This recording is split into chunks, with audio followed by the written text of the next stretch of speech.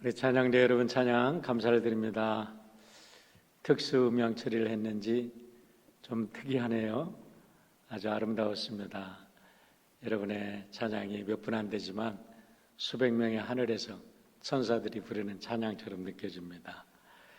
그렇습니다. 우리가 이 세상에서 예수님의 십자가의 증인이 된다는 것만큼 행복한 일이 없는 거지요.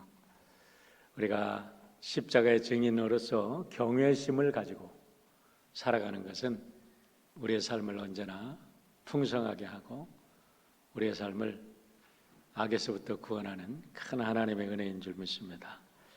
사순절 셋째 주일 예배에 참여하신 사랑하는 성도 여러분 모두 환영하고 축복드리고, 이 귀한 예배를 통해서 우리 사랑하는 성도 여러분 모두가 영적으로 영혼의 전신갑주를 입는 복된 일이 있기를 축원합니다. 이제 계시록 중반을 지나고 있는데 이제 계시록을 들으면서 여러분들이 많은 오해가 풀렸으리라고 생각을 합니다. 우리가 계시록을 연구하기 전에는 대부분 계시록은 수많은 상징과 은유로 이렇게 묘사되었기 때문에 너무 어려운 책이다라고만 느껴졌고, 우리가 혼자 이해하기 어렵다라고 생각이 되었을 줄 압니다. 또 세상의 심판과 종말을 얘기하는 무서운 책이라고 우리가 잘못 오해했을 수도 있습니다. 또 어떤 사람들은 옛날 신화일 뿐이다 라고, 현실과는 거리가 먼 책이다 라고 생각했을 수도 있는데, 우리가 계시록을 연구하면 연구할수록 또 묵상하면 묵상할수록 계시록은 오늘과 같은 시대에 너무나도 귀한 복음서이고 희망의 책이며, 이 혼돈의 세계 속에서 우리가 무엇을 위해서 어떻게 왜 살아가야 하는지 우리의 삶의 목표를 분명하게 제시해주는 진리의 책이라고 저는 분명하게 믿게 됩니다. 이런 뜻에서 여러분들의 계시록 전체 내용을 다시 한번 이해를 돕기 위해서 구조를 다시 한번 정리해 드립니다. 1장은 계시록 전체의 서론입니다. 1장에서 가장 중요한 우리가 핵심 요절이 있다 그러면 3절이라고 그랬는데, 이 3절은 1장의 핵심 요절일 뿐만 아니라 계시록 전체의 요절이기도 하고, 사실은 성경 전체의 어떤 말씀을 한마디로 요약하는 요절이라고 말도 해도 과언은 아니라고 생각합니다. 이 예언의 말씀을 읽는 자와 듣는 자와 그 가운데 기록한 것을 지키는 자는 복이 있나니 때가 가까움이라 라고 말합니다. 여러분, 여기서 우리가 복이 있다는 말, 우리가 이 말씀을 듣는 자가 복이 있다라는 것이 바로 좋은 소식이잖아요. 우리가 복음서를 유앙겔리온, 기쁜 소식, 굿뉴스라고 이야기를 합니다. 그렇기 때문에 계시록은 어렵고 무서운 책이 아니라 굿뉴스, 좋은 소식, 아름다운 소식, 복된 소식. 누구를 위해서? 하나님의 때를 기다리며 하나님의 나라를 꿈꾸는 자들을 위한 참으로 복된 소식이라는 것을 우리가 알게 됩니다. 자, 그럼 전체적인 구조를 한번 보겠습니다. 이제 이렇게 1장에서 서론 얘기를 한 다음에 2장부터 5장까지가 한 덩어리입니다. 그런데 2장과 3장에 아시아의 7 교회들에게 보내는 메시지가 들어있고, 4장에는 하나님의 보좌 아래서 이제 하나님을 찬양하는 24장로들과 천사들이 등장합니다. 그리고 5장에서 보면 어린 양 예수를 찬양하는 찬양이 나옵니다. 그러니까 이것을 보면 계시록에 그 교회들을 향한 메시지가 있고 하나님을 찬양하는 예배가 있습니다. 이렇게 두 가지로 딱 나눌 수가 있어요. 자, 그 다음에 이제 7개 인으로 시작해도 인류의 재앙이 쏟아지는데 한번 보시길 바랍니다.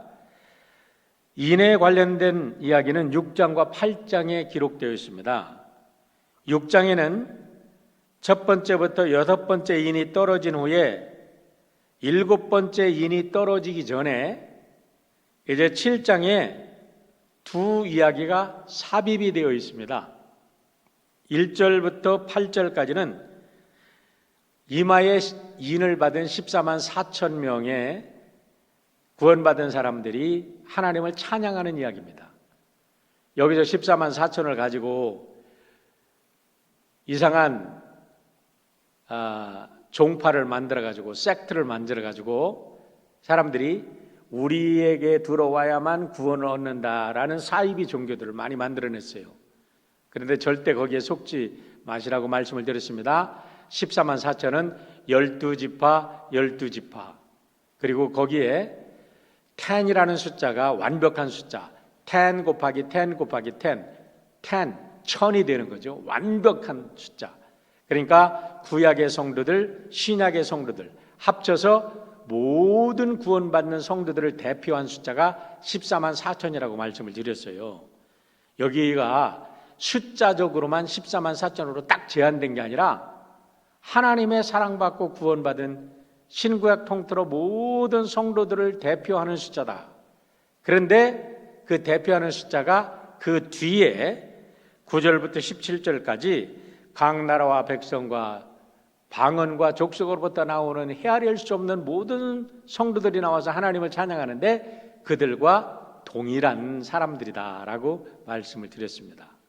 자, 그러니까 여기에서 또 우리가 패턴을 보게 됩니다. 그게 뭐죠? 인이 떨어지면서 재앙이 나타났는데 재앙 후에는 뭐가 나타나냐? 하나님의 구원받은 백성들이 하나님을 찬양하고 예배하는 참 예배가 회복된 모습으로 이렇게 나타난다는 거예요. 그런데 이 패턴이 사실은 계속됩니다. 나팔재앙에도 대접재앙에도 똑같이 나타나는데 나팔재앙은 굉장히 길게 나와요. 중간 부분에 나오기 때문에 8장부터 15장에서 끝나게 되는데 우선 8장에서 첫 번째 나팔부터 네 번째 나팔이 불러지고 그 다음에 9장에서 다섯 번째 나팔과 여섯 번째 나팔이 불려진 다음에 오늘 보는 10장과 11장에서 두 이야기가 나옵니다. 두 이야기가 삽입된 거예요.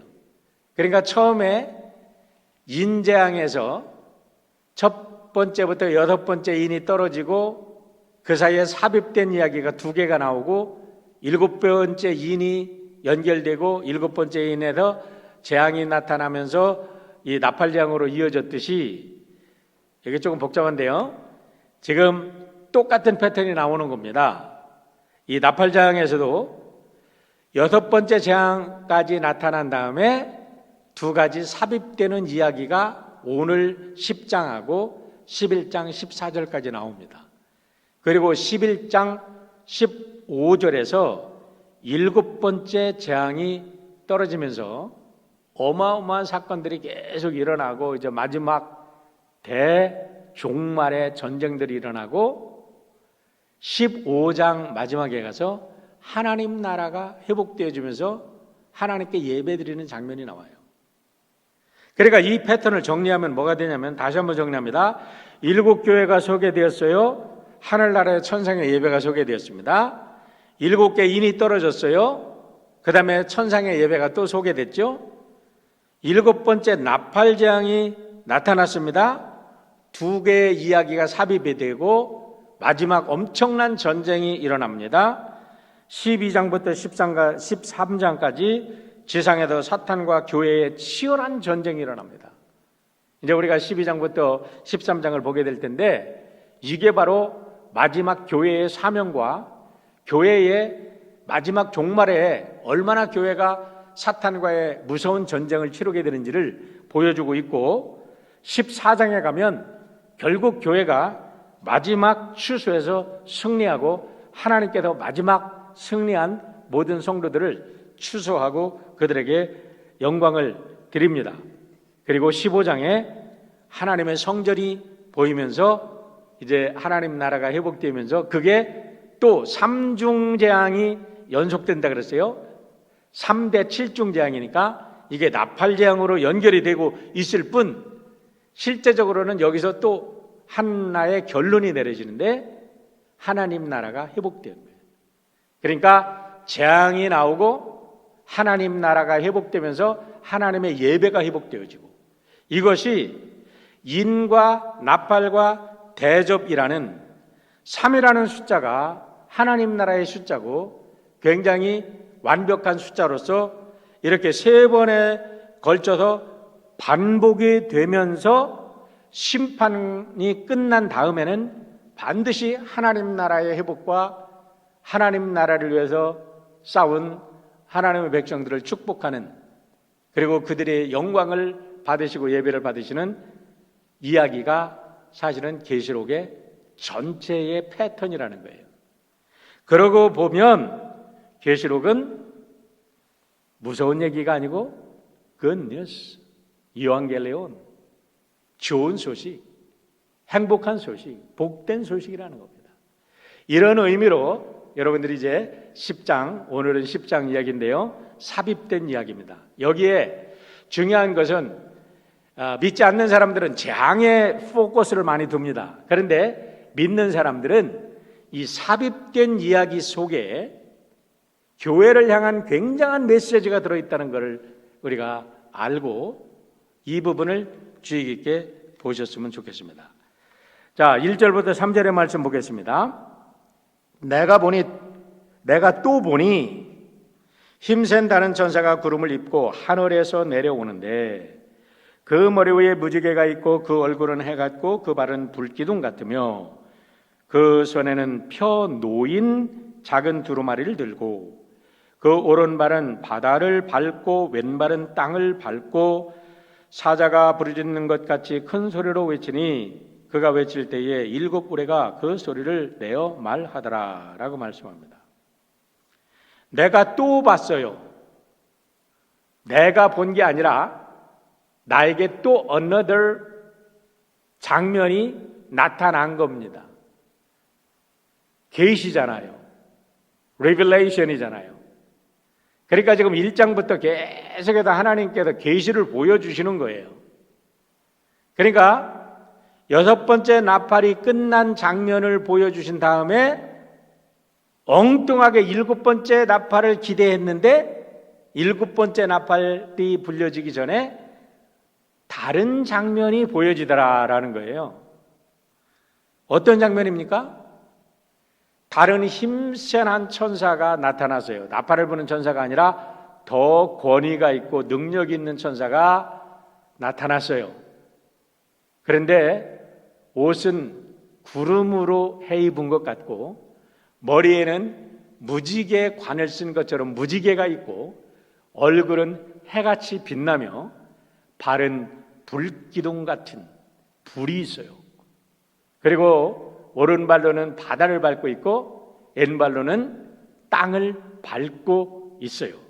그런데 중요한 것은 그의 오른손에 펼쳐진 작은 두루마리가 놓여 있다라는 거예요.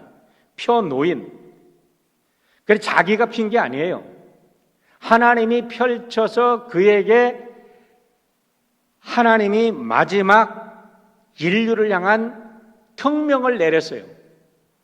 그러니까 이 마지막 시대에 하나님의 거룩한 특사로 특명을 받고 이 사람이 이 땅에 이 천사가 이 땅에 내려온 거지요. 그런데 2절에 보니까 바다와 땅을 밟고 있다고 이야기를 합니다. 중요한 것은 그 발이 불 같은 발이었다는 겁니다. 여러분 계속 말씀드렸지만은 우주 인류를 하나님께서 재판하시고 우주를 마지막 심판하실 때는요, 베드로후서 3장에 잘 나와 있습니다. 하늘과 천지에 있는 모든 것들이 불로 불어 녹아지고 모든 것이 드러나리라 이렇게 말합니다. 다 불로 망하는 거예요. 너무나 신비하게 한문을 조금 아는 사람들은 우리가 알지 있겠지만 한물에서 멸망하는 것들은 전부 다 불화자가 들어있어. 멸자도 불화자로부터 시작이 되잖아. 다 불화자가 들어있으면 거기에 소멸된다는 거예요. 그런데 이 땅을 하나님이 보내신 특사인 천사가 불이 홀홀 타는 발로 탁 밟고 있다는 소리는 그렇게 인류를 심판을 하겠다는 겁니다. 여기서 굉장히 중요한 것을 우리가 하나 발견하게 되는데요. 바다와 땅이라는 것은 인류 전체를 말하는 거예요. 그러니까 이 종말 전에는, 이 대종말이 오기 전에는 국지적으로 사람들이 심판을 받습니다. 개인적으로 심판을 받습니다. 여러분, 마지막 세상 종말이 오기 전에 사실은 세상에 살다가 정말 가족들의 환송을 받으며 평안하게 우리가 떠나게 되는 것은 너무나 복된 일이에요. 왜 그러냐면 계시록에서 말씀하는 마지막 이 어마어마한 재앙이 닥친 후에 고생하다 죽으면 힘들잖아. 그런데 고생 없이 이렇게 평안을 누리다가 가족들의 환송을 받고 우리가 세상을 떠나는 것은요, 복된 일이에요. 그렇게 떠나면 우리가 천국 가니까, 평안한 가운데 천국 가니까 얼마나 감사한 일이에요. 우리가 죽음을 두려워하지 않기를 축원합니다. 우리 하나님의 백성들은 다 천국 가는 거예요. 절대 죽음을 두려워하지 마세요. 우리가 평소에 이런 마음을 계속 가지고 있어야 우리가 정말 죽음도요, 존엄한 자세로, 뭐라 그럴까요? 흐트러지지 않는 나불한 모습으로 우리가 죽음도 맞이하고 멋지게 하나님 나라 갈 수 있는 거예요. 그리고 종말이 국지적으로 옵니다. 어떤 국지적인 세계의 전쟁이라든가 기근이라든가 화산이라든가 지금 계속해서 지금 환태평양의 불의 고리에서 지금 인도네 어딘가요? 저쪽 아래에서 지금 8점 지진이 그저께 또 났다 그래요. 그리고 지금 일본에 또 지진의 징조라고 그러는데 이 지진들이 엄청나게 나고 있는데 이렇게 국지적으로 일어납니다. 그런데 지금 천사가 하늘, 땅과 바다를 밟고 이제 마지막 종말에 이 메시지를 전한다는 것은 지구 전체적인 총체적인 심판을 명받고 내려온 천사라는 것을 우리가 여기서 짐작하게 되는 거예요.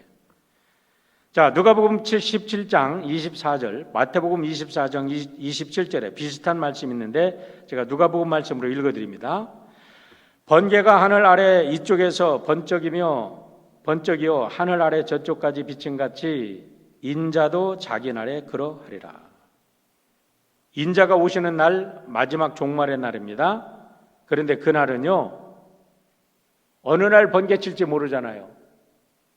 근데 번개가 치면요, 한 곳에만 치는 게 아니라 여기서 말씀하는 것은 번개가 땅 끝에서 땅 끝까지 한 번에 치는 것을 말씀하는 겁니다.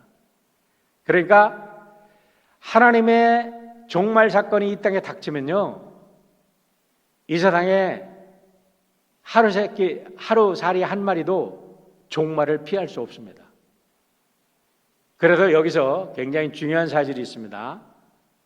제가 믿음으로 볼 때 어떤 사람들 돈 많이 갖고 권력 많이 가졌다는 사람들이 참 겁쟁이들이고 쓸데없는 짓들을 한다라는 생각을 해요.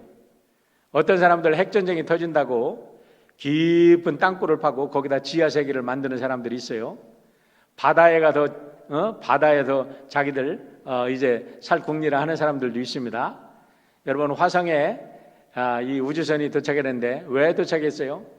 인간의 마음 속에 굉장한 두려움이 있어요. 그래서 another planet, 다른 별을 찾는 거예요. 다른 별에 가면 또 다른 생명체가 있고 살 수 있지 않을까 하는 계속해서 그런 작업을 하고 있는 건데, 종말이 오면 지상에 있는 모든 것들은 모두가 심판의 대상이 되는 걸 믿으시길 바랍니다. 심판에서 제외될 사람은 아무도 없어요.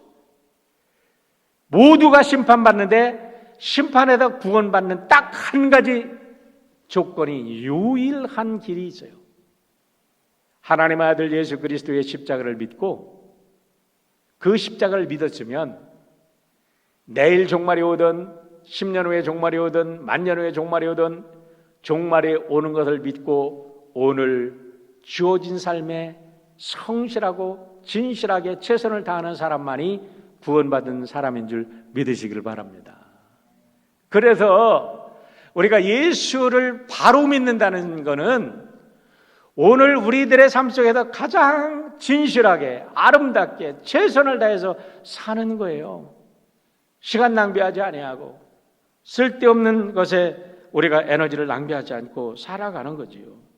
자, 이 말씀이 얼마나 확실한가를 3절이 보여주고 있는데 3절에 보면 3절 좀 한번 올려주실래요? 사자가 부르짖는 것까지 큰 소리로 외치니 그가 외칠 때에 7우레가 그 소리를 내어 말하더라. 그렇게 얘기합니다. 천사의 소리가 얼마나 큰지 우주에 다 들립니다. 전 인류에 분명하게 들리게 했는데 이것을 천둥이 the thunder, seven thunder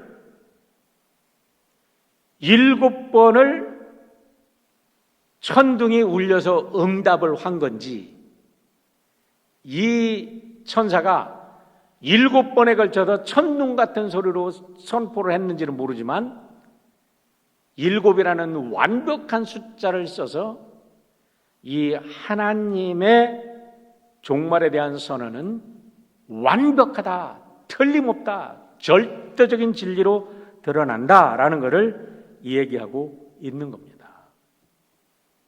4절을 보시길 바랍니다.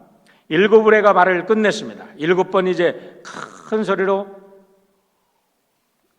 소리가 외쳐졌는데 그 외쳐진 소리를 사도 요한이 기록하려고 했는데 하늘에서 소리가 들립니다. 여기서 하늘은 하나님의 보좌에서 들리는 소리입니다. 하나님이 말씀하셨는지 하나님의 천사가 말씀했는지는 모르겠어요. 하나님의 보좌에서 소리가 납니다. 인봉 그 말한 것을 인봉하고 기록하지 말아라. 기록하지 말래요. 지금은 기록할 때가 아니래. 그리고서 나중에 오늘 15절에 가보면 뭐라 그래요? 그 말씀을 네가 먹고 선포하라고 이야기합니다. 얼마나 급하면. 여러분 우리가 오랫동안 말씀을 보관하려면 기록해야 되잖아요. 그런데 이제 이 종말의 말씀이 이제는 다 때가 되어서 때가 가까워졌으니까 기록할 것도 없어. 이제는 선포만 해 라고 말씀을 하는 겁니다. 시간이 없다는 겁니다. 시간이 찼다는 겁니다. 그리고 나서 천사가 오른손을 들고 외치는 소리를 보게 됩니다. 듣게 됩니다. 6절과 7절. 이 말씀이 굉장히 중요한 말씀입니다. 하늘과 그 안에 있는 것들, 땅과 그 안에 있는 것들, 그리고 바다와 그 안에 있는 것들을 창조하시고 영원 무궁토록 살아계시는 분을 두고 맹세하며 시간은 얼마 남지 않았다. 이제 7째 천사가 나팔을 불 터인데 그 소리가 나는 날에는 하나님께서 당신의 종 예언자들에게 전해주신 대로 하나님의 신비로운 계획이 완성될 것이다 하고 다짐했습니다. 제가 공동번역으로 읽어드렸어요. 번역서마다 조금 여러 가지 약간 문제가 있어요. 차라리 우리가 알아듣게 내가 번역했으면 좋겠다 이런 생각이 있어요. 아까는 물건이라 그랬잖아요. 그 물건이라고 번역하면 안 돼요. 모든 것입니다. All things on earth, all things in the ocean. 바닷속에 있는 모든 것들, 땅 위에 있는 모든 것들을 창조하신 하나님. 이 땅 모든 게 하나님의 작품이잖아요. 그 창조하신 하나님께서 그 창조하신 하나님의 그분을 두고 맹세하건대 이 소리는 그분이 말씀하시건대 시간이 얼마 남지 않았다는 겁니다. 이 말씀이 굉장히 중요합니다. There would be no more delay. would be 뭐 가정법이라고 얘기를 할 수도 있고 미래의 불확실한 일에 대한 표현입니다. 그런데 불확실하다고 해가지고 잘 모르는 얘기를 하겠다는 건 아니야.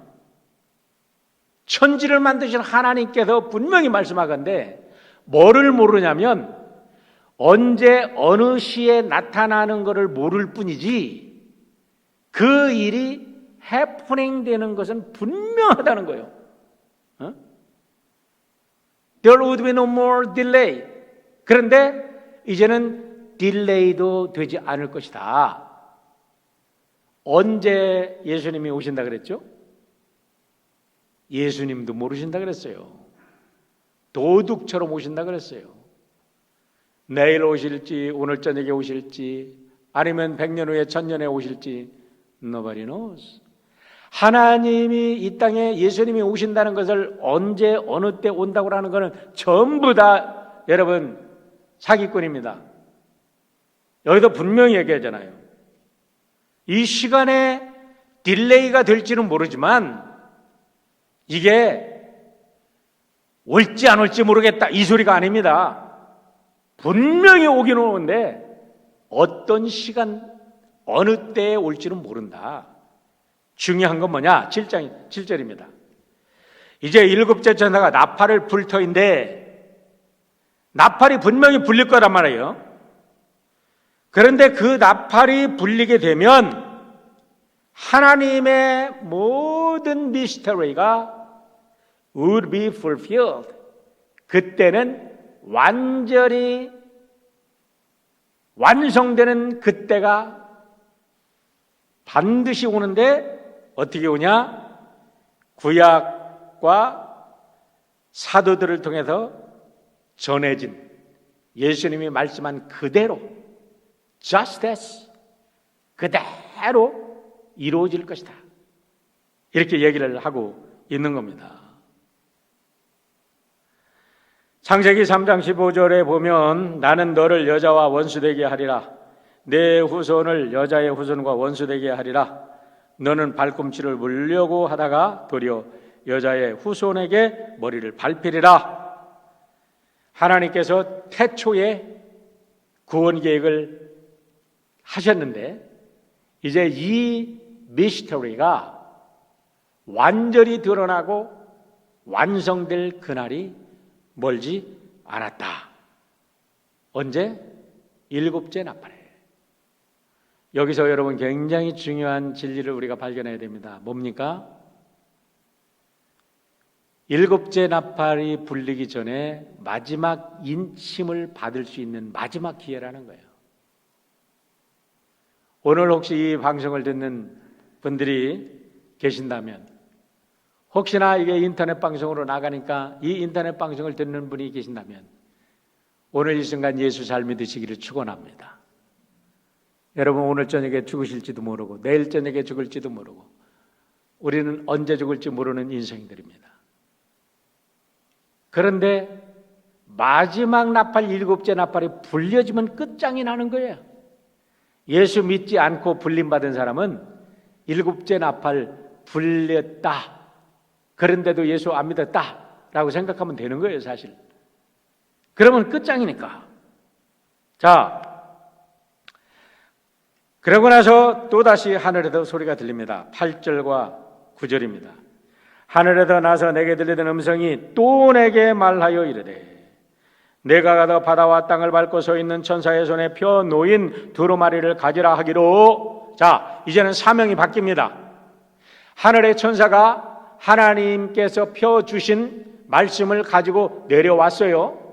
거기까지가 천사의 사명입니다. 그런데 그 천사에게서 사도 요한으로 사명이 이제 전가됩니다. 위임됩니다.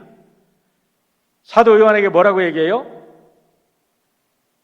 두루마리를 가져라. 천사의 손에도 두루마리를 받아라. 9절입니다.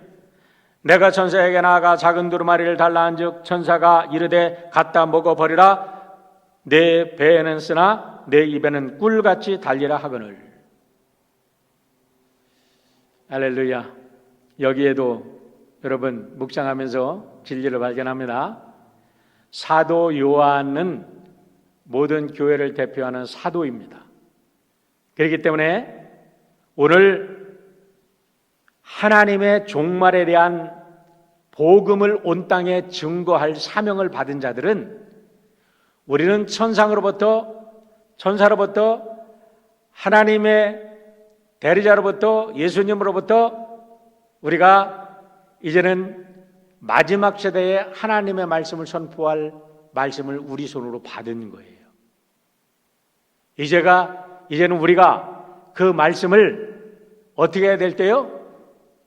먹어야 될 때입니다. 하나님의 말씀을 먹으시기를 축원합니다. 먹는다는 것은 내 것으로 소화시킨다는 거예요. 하나님의 말씀이 나랑은 관계없는 얘기가 아니라 하나님의 말씀을 내가 믿고 먹어서 소화시키는 거예요.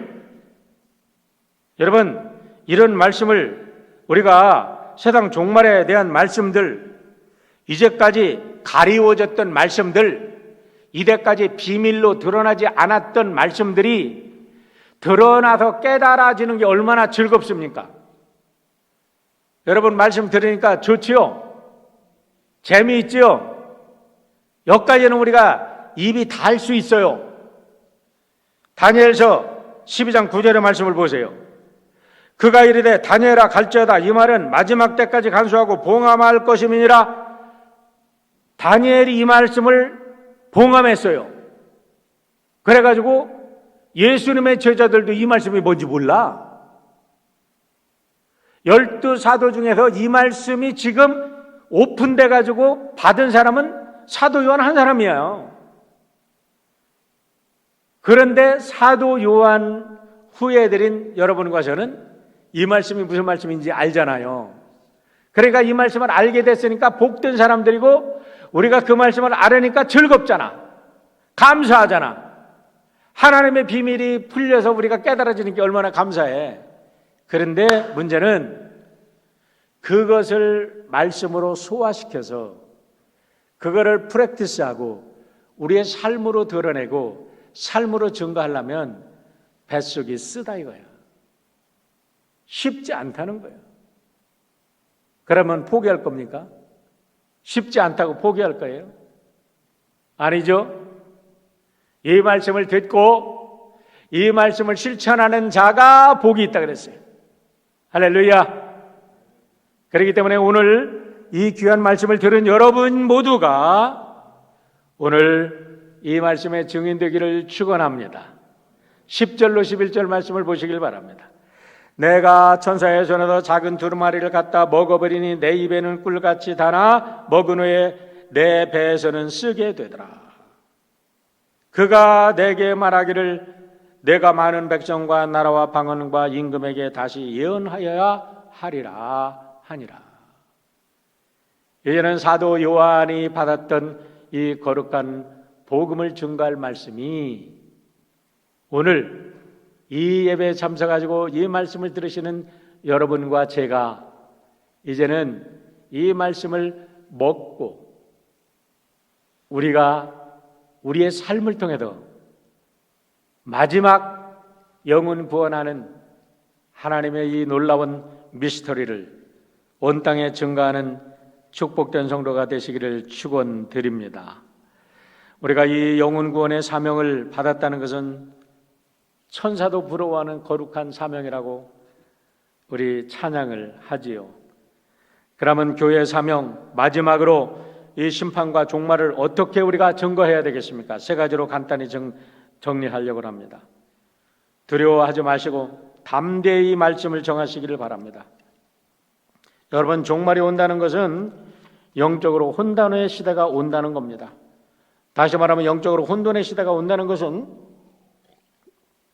하나님을 대적하는 세력들이 너무나 세상에 많이 나타나가지고 믿는 사람들조차 혼란스러워. 내가 가는 길이 정말 옳은 일인가? 우리 교회가 바로 온 길을 가고 있는가? 교회는 살아있는 것인가? 교회가 정말 옳은 것인가? 교회가 왜 필요한가? 막 혼란스러워. 그런데 여러분, 속지 않기를 축원합니다. 오늘 이 말씀을 묵상하고 오늘 새벽에 다시 한번 일어나서 묵상을 하는데요. 하나님께서 큰 깨달음을 주셨어요. 그건 뭐냐면 오늘날 교회가 너무나 위대한 일들을 하고 있습니다.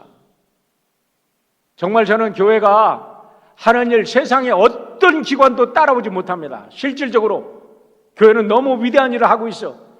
그런데 심리전과 여론전에 너무나 밀리고 있어. 악한 사탄 마귀가 야고보에서 말씀하듯이 에베소서죠. 에베소서 6장에서 말하고 있듯이 세상의 공중 권세를 잡은 악한 사탄 마귀들이 여론을 사로잡고 심리전으로 계속해서 교회를 공격하니까 교회가 정말로 못된 기관인 줄 알아. 교회는 정말 악한 소굴인 줄 알아. 그렇지 않습니다, 여러분. 교회에서도 악한 일이 일어납니다. 그러나 그건 교인이 아닙니다. 악한 자들이 와서 교회를 망치려고 들어온 사탄의 졸개들이 교회에 들어와서 교회를 조금 흠집 냈을 뿐이에요. 그러나 교회, 살아있는 하나님의 교회는 영원하고 하나님의 교회는 오늘도 능력 있고 오늘도 살아있고 오늘도 여러분 하나님의 복음으로 무장한 능력의 교회인 줄 믿으시기를 축원합니다. 억울하지 않습니까? 교회가 이제 심리전에 밀려서는 안 되겠다. 교회가 이제 당당하게 교회 본연의 모습을 찾아야 되겠다. 제가 오늘 아침에 너무나 하나님께서 큰 감동을 주시고 오늘 이 예배를 통해서 감동을 주셨기에 여러분에게 말씀을 드립니다. 여러분, 지난주에 우리가 3.1절을 지냈습니다. 기독교인이 없는 3.1절이 어디 있었습니까? 기독교인이 없는 대한독립이 어디 있었겠습니까? 역사적으로 분명하잖아요. 한글이 만들어졌다고요. 500년 동안 한글을 갖다가 폐기 처분한 민족이 대한민국입니다. 한글을 되살리고 한글의 위대성을 온 세상에 날린 것, 기독교인들이 성경을 번역하고 성경으로 여성들을 가리키고 학교를 세우고 교육, 의대를 세우고 기독교인들이 여러분 한국을 5,000년 역사의 가난과 5,000년 역사의 무지로부터 한국을 깨운 줄 믿으시길 바랍니다. 그 위대한 일을 했는데 사탄 마귀가 심리전을 써서 여론전을 써서 우리를 속이고 있습니다. 교회를 속이고 있습니다. 교회의 사람들이 문열이가 되고 있습니다. 그런데 그렇지 않습니다. 교회는 위대합니다. 2000년 동안은 수많은 핍박과 수많은 순교자를 내면서 교회는 위대한 하나님의 생명을 지켜왔고 위대한 부활 능력과 십자가의 복음을 온 세계에 증거한 무리들이 교회인 줄 믿으시기를 바랍니다. 다시 한번 교회의 위대성과 자존심과 존엄성을 찾는 우리 성도들 되시기를 축원드립니다. 담대해야 됩니다. 여러분, 세상에 종말이 되었다는 것은 이렇게 사탄 마귀들이 아주 온 힘을 다해서 교회를 핍박하는 것을 보면서 야, 이제는 정말 진짜 종말이 왔구나라는 것을 우리가 보는 거예요. 자연 현상도 많이 나타나고 지진과 기근과 전쟁과 이런 것도 많이 나타나지만 영적인 혼돈의 시대가 닥쳐서 사람들이 사랑을 잃어버리고 교회를 핍박하는 것을 보니까 이제는 정말 종말이 가까워 왔구나 하는 것을 우리가 피부로 느끼게 되는 거예요. 그럴수록 교회는 더 위대하게 일어나야 될 줄 믿습니다. 여호수아 1장 8절로 9절 말씀 보세요. 이 율법책을 내 입에서 떠나지 말게 하며 주야로 그것을 묵상하여 그 안에 기록된 대로 다 지켜 행하라. 그리하면 내 길이 평탄하게 될 것이며 내가 형통하리라. 내가 내게 명령한 것이 아니냐. 강하고 담대하라. 두려워하지 말며 놀라지 말라. 내가 어디로 가든지 내 하나님 여호와가 너와 함께 하느니라 하시니라 라고 말씀합니다. 여러분, 죄송하지만 한번 따라서 하겠습니다. 강하고 담대하라. 두려워하지 말고 놀라지 말라. 이게 무슨 말씀이에요? 하나님께서 우리에게 주신 심리전의 말씀을 이미 해주셨잖아요. 세상 악한 것들이 어떤 공격을 해와도 절대로 두려워하지 말라. 담대하라. 놀라지 말라. 라고 주님이 말씀을 하셨어요. 이제는 담대하시길 바랍니다. 강해져야 됩니다. 여러분, 우리가 주님이 우리와 세상 끝까지 함께 해주시는 만물의 창조자인 줄 믿으시길 바랍니다. 두 번째는 똑같은 말씀이지만 마지막 영적 전쟁이 일어났다는 것을 자각하자는 거예요. 이제 마지막 영적 전쟁이 일곱째 나팔이 막 불리는 순간인지 거의 그런 순간이라는 것을 우리가 직감하게 됩니다.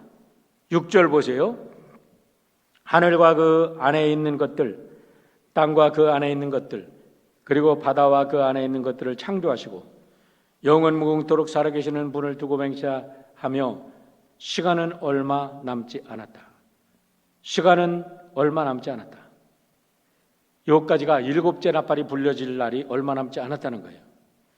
노아 시대, 소돔과 고모라 시대, 출애굽 시대, 사사 시대, 왕정 시대, 예수님의 십자가 사건과 교회 시대를 전체적으로 한번 훑어보세요. 그리고 나서 코로나 사태가 터진 것을 한번 보세요. 그리고 오늘 세상이 움직이는 모습을 한번 보세요.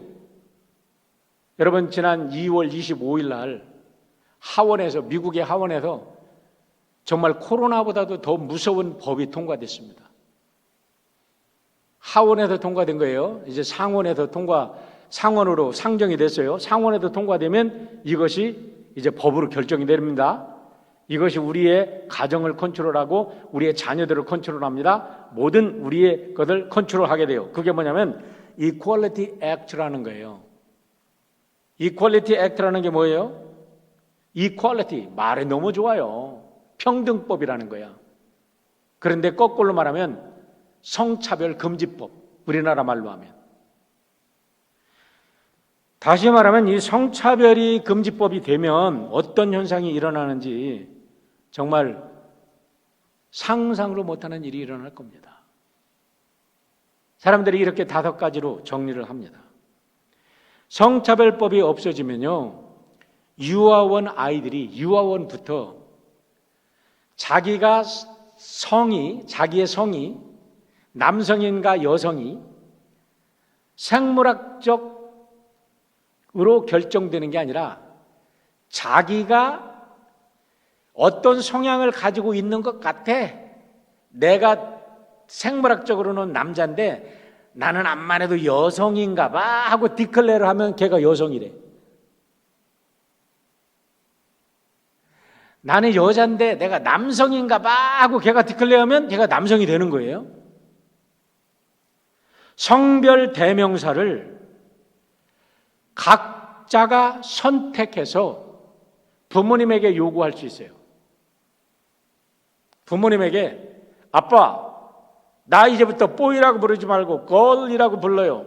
나는 걸이에요. 그러면 걔가 걸이 되는 거야. 세상에. 여러분 믿어집니까? 이것으로 끝나는 게 아닙니다. 공립학교, 비즈니스, 회사뿐 아니라 기호의 기독교 학교와 단체들에서 LGBTQ, 레즈비언, 게이, 바이섹슈얼, 트랜스젠더, 큐어는 아직도 헷갈려. 큐어는 그 속에 모든 게 다 들어간대. 하여간 좀 정상적인 이런 성적 생활을 말고 외에를 모든 것을 포함하는 겁니다. 그리고 LGBT도 거기에 들어가는 거예요. 자, 이런 사람들을 고용해야 될 의무가 있어. 거절하면 법적으로 걸려. 그리고 그런 사람들이 디클레어를 하면 남자가 여자 화장실, 여자가 남자 화장실 아무 데나 들어갈 수 있어. 예를 들어서 어디 리트리트 센터 같은 데 가서 나쁜 녀석들이 맘먹고 나가 여성성이야 그래 놓고서 여자 화장실 들어가서 우리 아이들 범하면 어떻게 할겠어요? 이제는 리트리트 못 보내겠어. 이제는 우리 아이들 중고등학교 리트리트 보낼 때 어른들이 꼭 따라가야지. 따라가서 애들 화장실 갈 때 보초 서야지. 이제 무서워서 어떻게 보내요? 자, 남자가 나는 트랜스젠더다 하고 선언을 하면 여자하고 캠프에 같이 가서 텐트에 같이 살 수 있대. 거꾸로도 여정도 마찬가지죠. 어린 10대부터 사춘기부터 호르몬 차단제를 요구하면 받을 수 있대.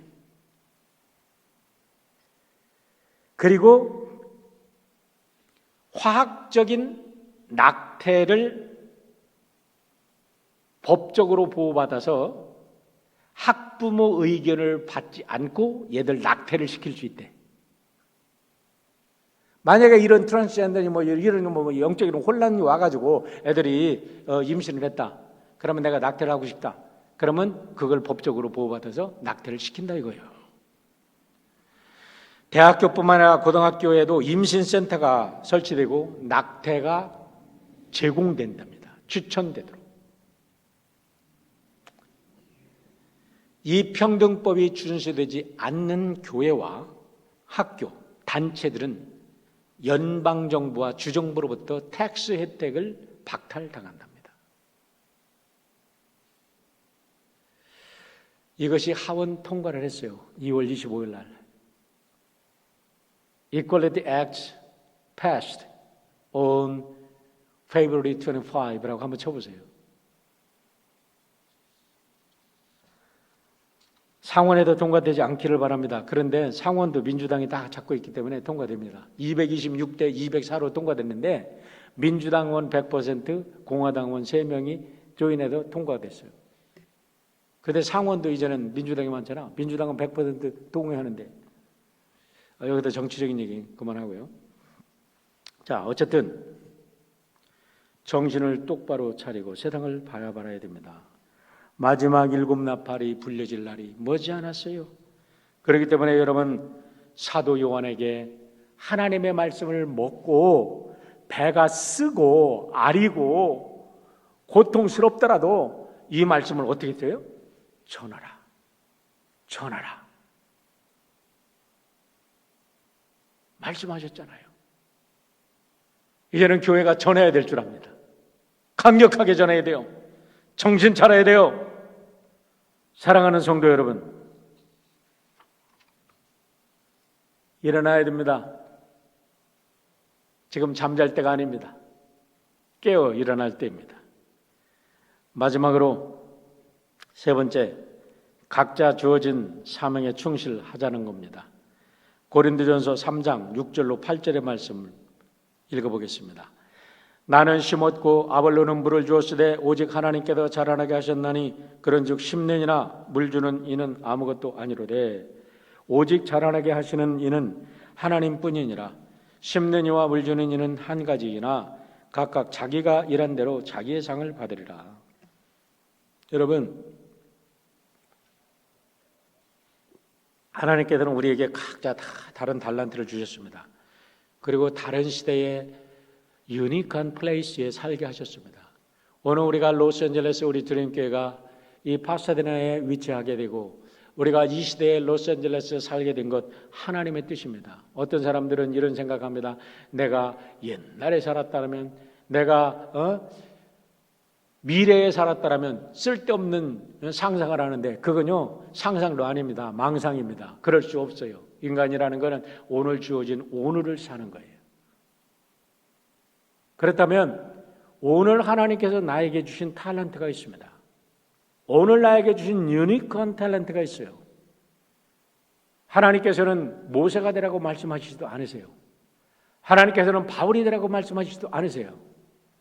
하나님께서 제게 말씀하시는 것은 정령이야, 너 똑바로 더럼교회 담임 목사 똑바로 해라. 이렇게 지금 말씀하시지. 예?